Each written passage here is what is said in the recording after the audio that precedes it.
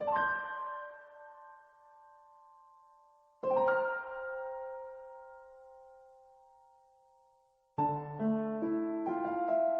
my friend, and welcome to Catching Your Breath, the podcast.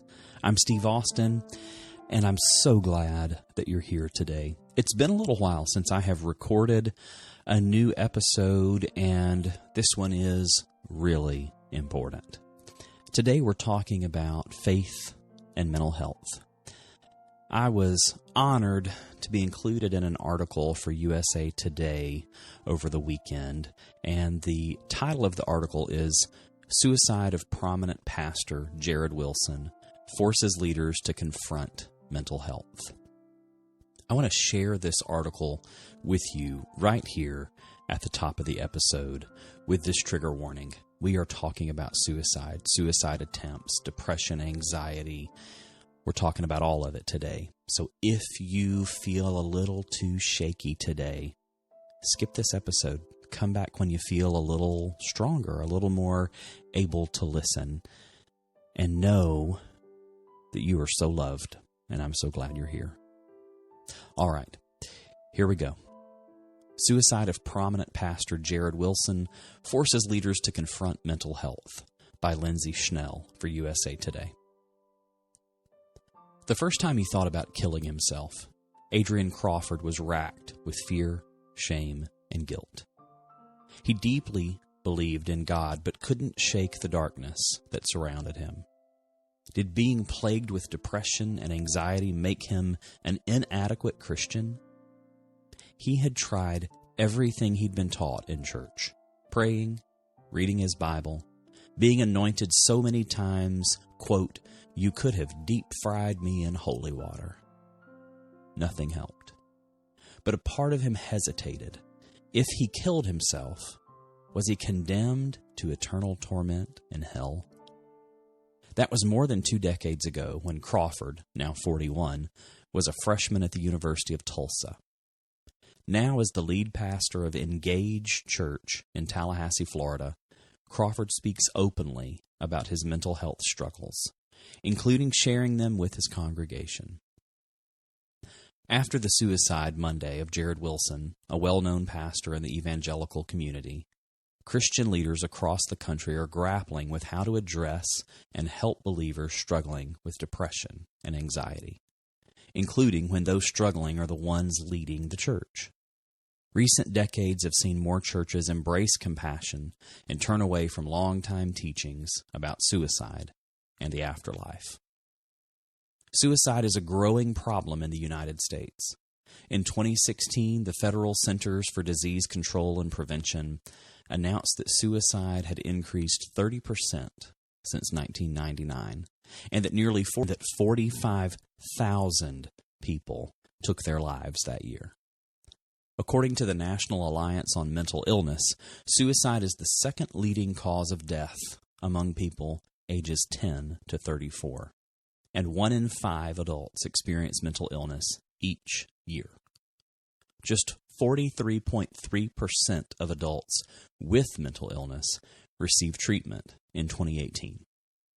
Wilson, most recently an associate pastor at Harvest Christian Fellowship, a megachurch in Riverside, California, had been transparent about his own mental health struggles, passionately advocating for churches to help those who were hurting. He co-founded a mental health nonprofit, Anthem of Hope, and frequently posted on social media about his own experiences. He is not the first pastor to kill himself.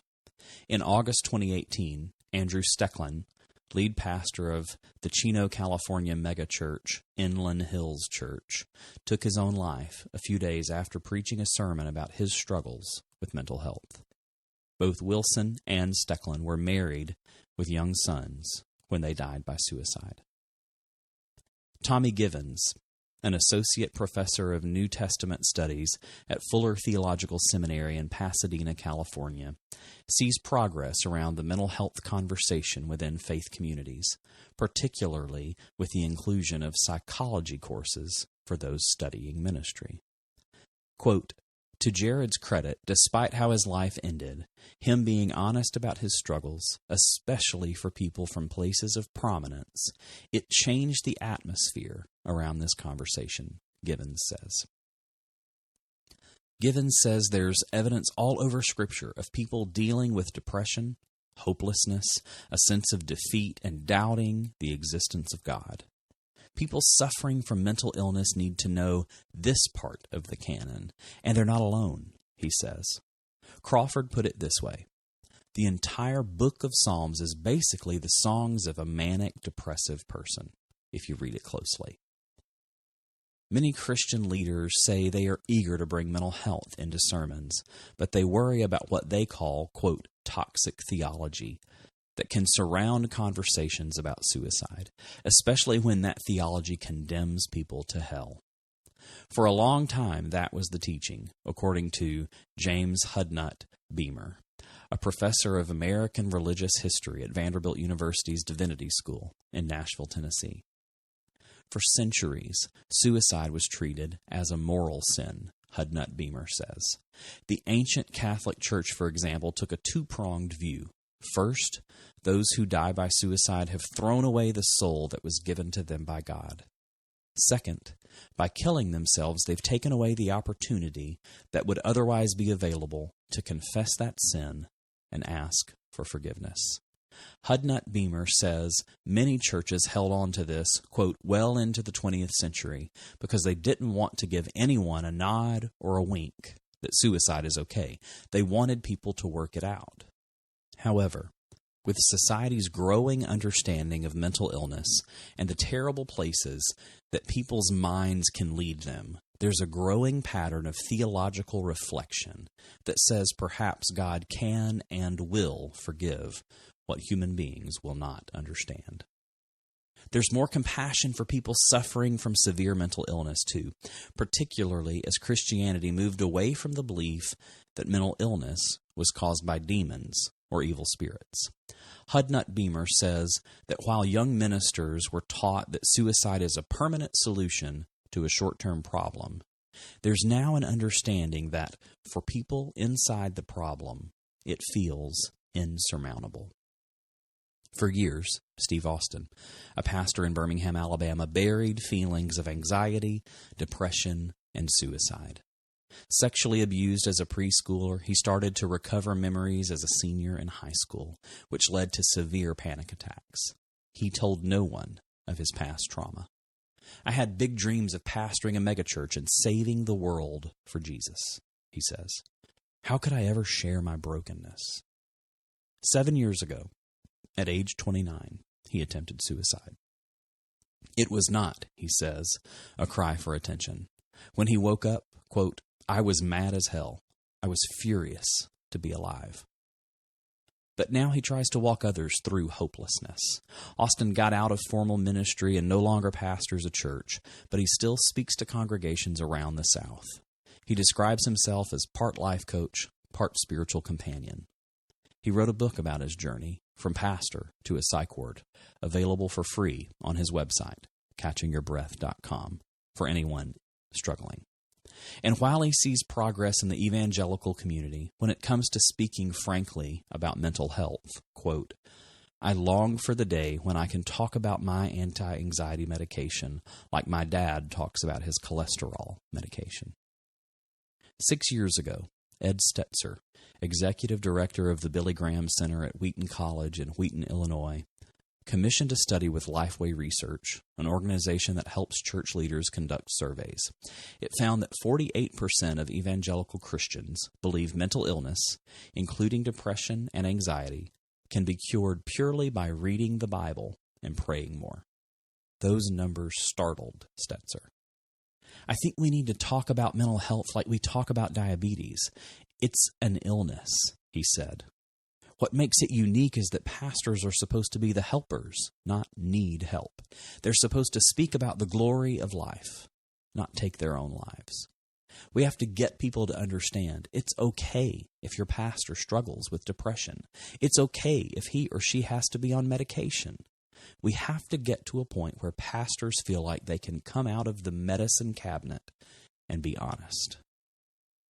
As evangelical leaders try to create a safe space for everyone, especially other leaders, to share their struggles, they're also cognizant of gender and racial barriers. Stetzer says that every marriage book, Christian or not, talks about how men have a harder time than women expressing fears and pain. That means that part of faith leaders' responsibility in leading the conversation around depression and anxiety involves acknowledging the gendered expectations placed on men and the problems that can bubble up because of that, he says. For Crawford, who's a black man, having frank discussions about mental health first involves stripping away decades of stigma that have existed in communities of color. Quote, "You have to understand that my father is a baby boomer who lived through the civil rights era and Jim Crow laws," Crawford says. "In his world, you couldn't show emotions as a black man, or you'd get killed." For black people in our country, it was just about survival. In church, you'd hear so much about heaven because black people were already living through hell on earth. As a result of that, Crawford says that from a young age, he and other African Americans were taught that depression and suicide were white people problems. They were not issues discussed within black families or black churches. There was a certain pride, almost, in being able to tough it out, which is what black people did every day in every aspect of their lives, Crawford says. In 2019, a whole host of pressures can collapse on a person, including social media. It's easy to look at someone's life on social media and play the comparison game. Pastors are guilty of that too, Crawford says, and it can spiral quickly for a pastor already struggling with depression, anxiety, and suicidal thoughts. Acknowledging that social media has been crucial in spreading the gospel, he believes it's key to recognize its pitfalls. Stetzer is planning a summit in early 2020 where evangelical leaders can talk about how to better help their congregations and other pastors struggling with mental health. He says those problems also need to be discussed from the pulpit. We need more sermons because sermons break stigmas, and they're happening, he says. The bottom line is that the uniqueness of the pastoral role in this forces us to answer the question, why is this happening, and how do we respond better? We've got a lot of work to do. And the article ends with this very important line. If you or someone you know needs help, call the National Suicide Prevention Lifeline 24 hours a day at 800-273-8255.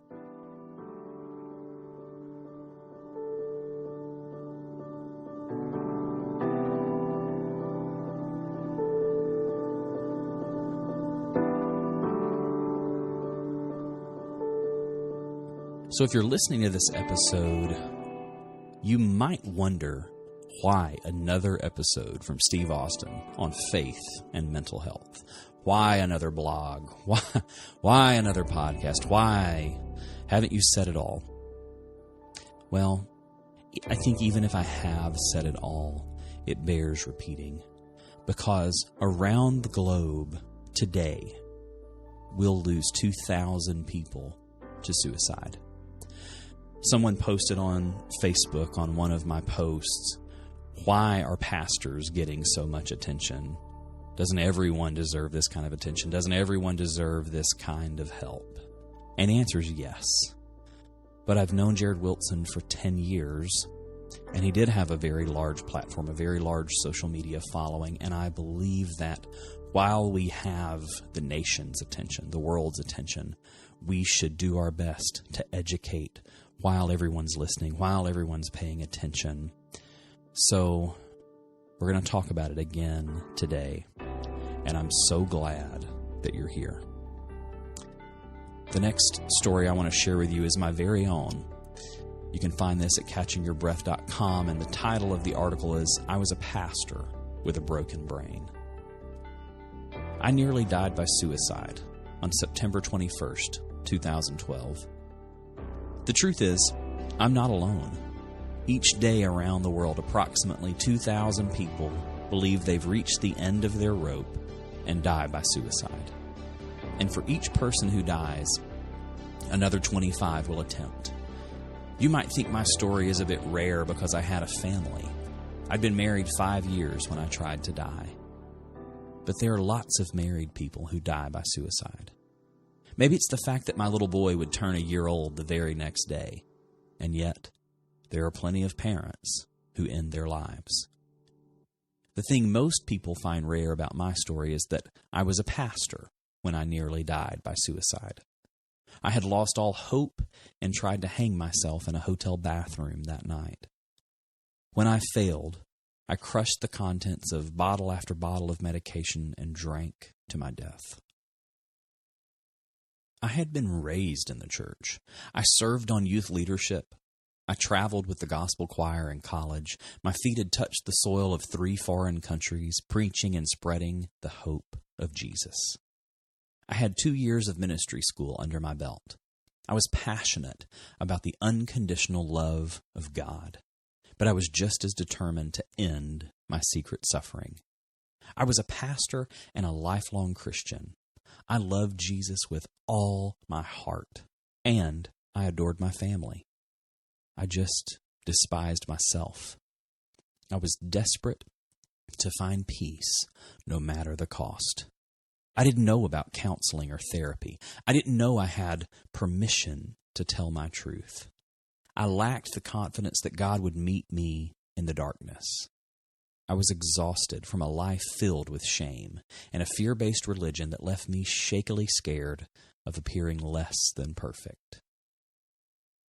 My desperation was partly rooted in the trauma of childhood sexual abuse. I was also horrified at the thought of anyone discovering my 20-year pornography addiction. And then I lost my job. That was the last straw, the straw that nearly crushed me.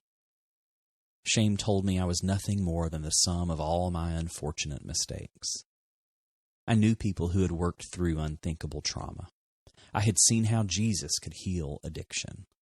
Those stories made the most inspiring testimonies during a Sunday morning service. But I had never heard a Christian, much less a pastor, stand up and tell the truth about their broken brain. I believed the lie that my life would never get better. I was convinced things would only get worse. No one would understand my struggle. No one cared.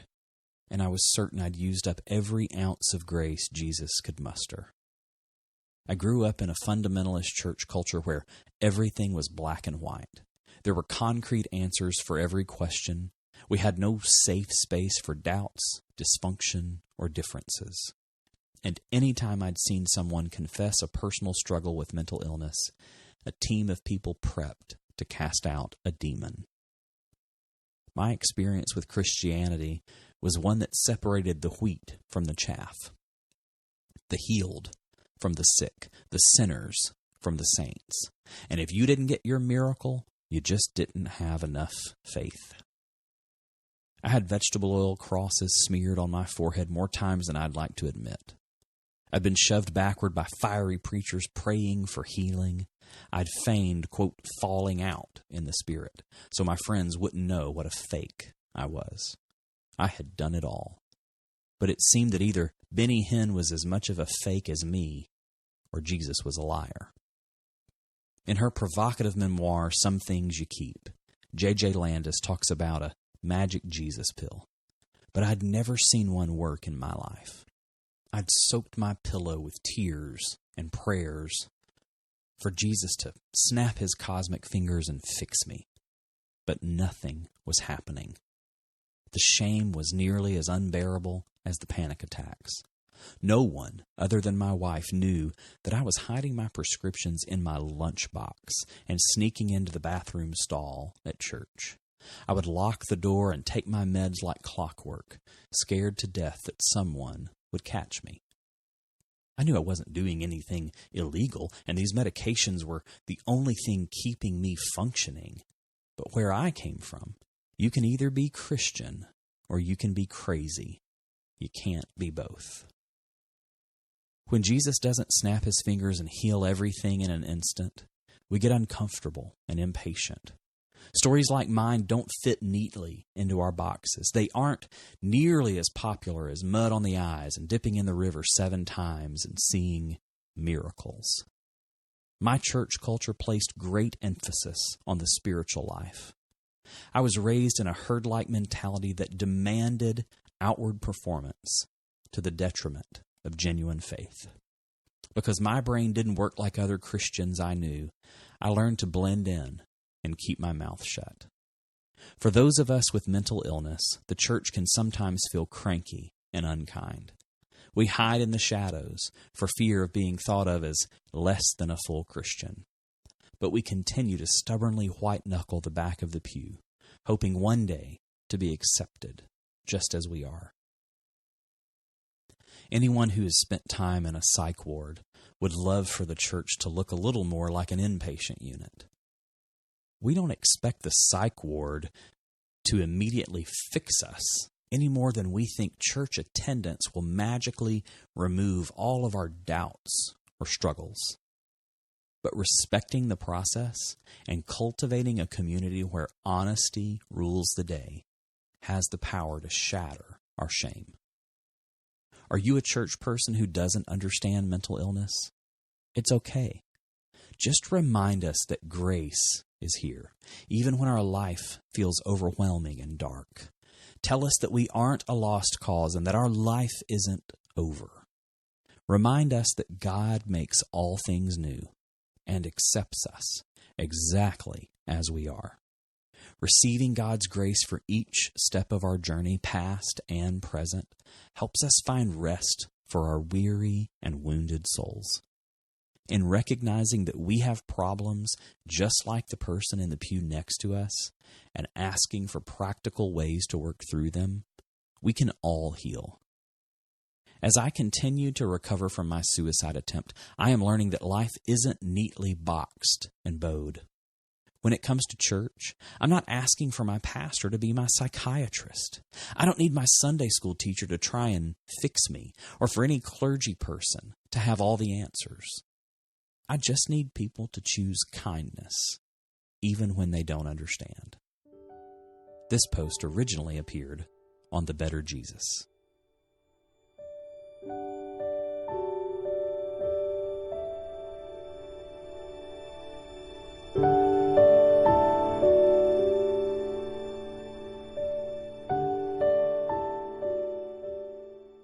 Before we go any further in this podcast, I am so excited to tell you about a brand new resource that I have just launched.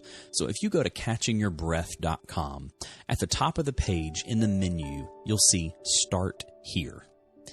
And when you click on that link, you're going to see free resources for your mental, spiritual, and emotional health. And as you scroll down, you'll see From Pastor to a Psych Ward, which you can get. It's my book, my first Amazon bestseller, From Pastor to a Psych Ward. All you do is sign up with your name and email, and you get that book for free. You'll also see my Love Your Life 10-Day Challenge. I launched the Love Your Life Challenge a couple of months ago now, and it is a free 10-day challenge that will help you significantly improve your self-worth and establish a lifestyle of good self-care. You know, the truth is, until you believe you're worth it, you won't take care of yourself. So my goal is to help you begin loving your life in just 10 days or less. But the latest resource I've just launched in the last week is my Mental Health Getting Started Guide.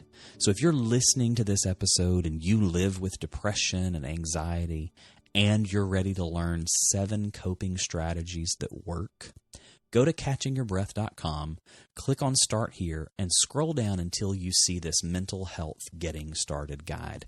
There's a brand new ebook that you'll get that's all about living with depression and anxiety. Look, I'm not a doctor or a mental health professional, but as someone who knows what it's like to suffer with mental illness, these 7 steps have helped me get my life back, and I believe they can help you too.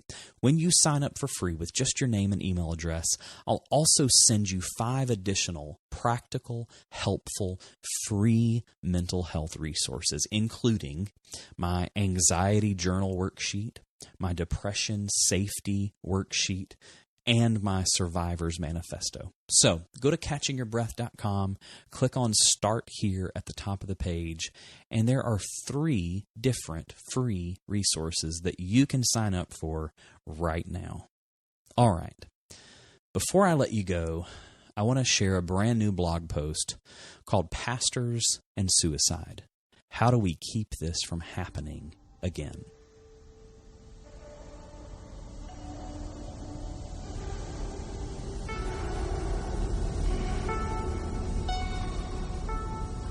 With Pastor Jarrid Wilson's death by suicide, questions and comments have flooded my email and social media inboxes. Here's one example. I'm scared because there are people that I love who struggle with thoughts of suicide, and I don't know what sets them apart from the Jarrids and the Andrews and the Amys. I want to be clear from the start of this article, I am not a mental health professional. I'm just a pastor who nearly died by suicide, and I want to help. 7 Septembers ago, I was a bivocational youth pastor and worship leader. I'd been suffering in silence with my mental health for years. I was scared to death for anyone to know the real me. Hello, imposter syndrome. I felt sure that if people knew the anxious, depressed guy who was continually having flashback-fueled panic attacks, that they wouldn't want me on their church staff. Everyone knew me as the guy who was full of life, a cheerleader for Jesus. I was always upbeat, everyone's encourager, an Enneagram 3 masked as a 7, the life of the party. I'd been playing that role all my life. I believed it is what people expected of me. I'd been on the church's stage singing and performing since the age of 4. Ironically, that was about the age I was molested. For years, I'd been performing on and off the stage for anyone who would tell me I was good enough. What would they think if they knew about the times that I screamed at the top of my lungs on my drive home, begging God to heal me and cursing Him for being silent? Heaven forbid they knew about the times I seriously considered driving my car into the overpass, making it easier on everyone. Wouldn't they be ashamed of how I cried in the shower so nobody would see my tear-stained face? How horrible it would be for them to know that their super Christian pastor was secretly taking anxiety and depression medications daily. It took me nearly dying by suicide at the age of 29 to wake up and finally start telling the truth and asking for help. And in some ways, I was right. I did lose my job and a few friends. My choice to try and end it all fractured some relationships that I may never get back. And that's okay, because my mental health and physical safety matter more than the comfort of a handful of people who chose not to embrace my story with the compassion of Jesus. A couple of days after we received the tragic news about Jarrid Wilson, a friend sent me this message. This whole thing with Jarrid has me rattled because it reminded me that it could be any of us. We are all vulnerable and need to take good care of ourselves. So I'm sad and thoughtful and just feeling the weight of it. Well, these fears aren't unfounded. We continue to lose pastors to suicide, and it's left us all wondering, how do we stop this? The truth is, there is no single one cause for suicide, but there are some pretty common warning signs to look for, including changes in behavior or mood, and talk that sounds hopeless. For a full list of warning signs, you can visit the American Foundation for Suicide Prevention's website.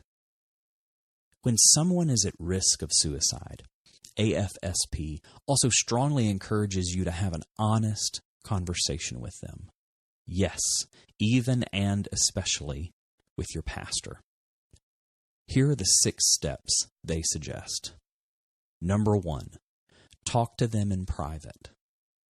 In the Pentecostal Christian circles where I grew up, people were prone to call out sickness in front of the entire congregation and call down fire from heaven to heal their bodies or minds.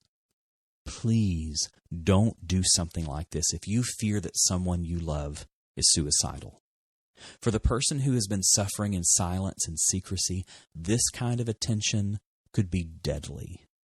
Close the office door or visit them at home, and in private, where they feel safe and unthreatened, listen to their story. And that's number 2. Listen to their story. People who aren't mental health professionals can feel a real sense of fear when it comes to knowing what to say to someone who is struggling. The good news is that you don't have to have all the answers. Just the simple act of you showing up, wrapping your arms around another hurting person, and asking them, "What's going on?" is a powerful tool toward getting them help and healing. It's not time for you to talk. It's time to listen. Number 3, tell them you care about them. Once you've met them somewhere privately and listened to their story, tell them how much you love them. What is one way they've positively impacted your life? What's an inspiring memory that you have with this person? Maybe you can briefly share one of those. If you're out of ideas, try something as simple as this. "I love you, and I'm so sorry you're hurting. I'm going to stay with you until we can get you some help. It's going to be okay." Number 4, ask directly if they are thinking about suicide. This is the hardest question for most of us, but this is the question that matters. So be direct when you say, "Are you thinking about suicide?" Don't beat around the bush, and don't have 1 ounce of judgment in your voice. Don't say something like this: "You're not thinking about suicide, are you?" Look them in the eyes, ask the question, and patiently wait for their response. If they say yes, believe them. Take them seriously and don't leave them until you get help. Immediately start by calmly removing any lethal means from the environment, and together call the National Suicide Prevention Lifeline at 1-800-273-8255. You can say something like this: "Hi, I'm here with my friend who's told me he's thinking about suicide. We're at his home, and I've removed any lethal means from the area. Can you help us?" If you feel safe, you can escort them to the emergency room or a trusted mental health professional. Number 5, encourage them to seek treatment or to contact their doctor or therapist. If you go to my blog at catchingyourbreath.com, there's a link that you can click on to find help in looking for a mental health professional in your area. Number 6, avoid debating the value of life, minimizing their problems, or giving advice. This final step is one of the most important. As Christians, we so badly want to offer hope. We've memorized encouraging scripture, and we know how much our faith has helped us in times of despair. But this is not the time to share a mini sermon, and it isn't the time to debate theology or try and convince them of your version of the truth. This isn't time for advice, and it is never okay to minimize someone else's problems or pain. Just listen. Just love. And then get out of the way so that a mental health professional can do their job and save this person's life. P.S. This is a great time to create a mental health fund as part of your church's budget. Make therapy for church staff a line item. All pastors should see a mental health professional at least once a month, and the church should pay for it.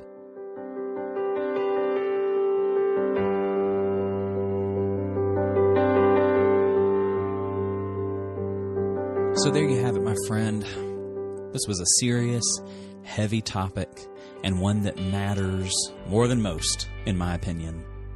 If you're struggling, please call the National Suicide Prevention Lifeline at 1-800-273-8255.